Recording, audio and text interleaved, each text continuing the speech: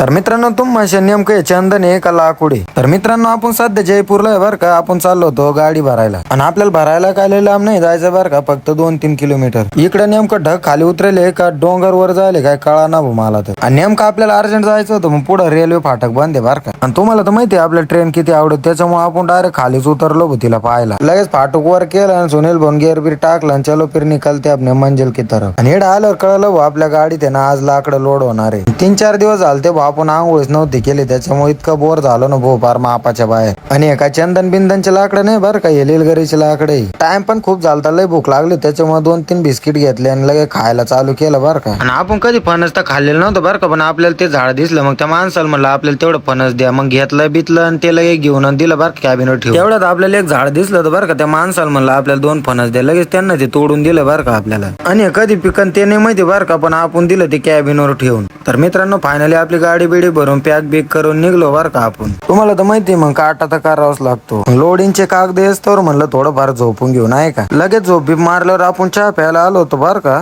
अरे पेटलं काय मस्त छान बिस्किट घेतला बरं का. माझूक आपल्याला निघायला लय वेळ होता, तोपर्यंत म्हणलं अगरबत्ती लावून घेऊ गाडीत. आणि तुम्हाला माहिती आहे अगरबत्ती लावाच लागते गाडीमध्ये. तर मित्रांनो व्हिडिओ आवडला असेल तर नक्की लाईक करा. भेटूया नेक्स्ट व्हिडिओ मध्ये. Bye bye.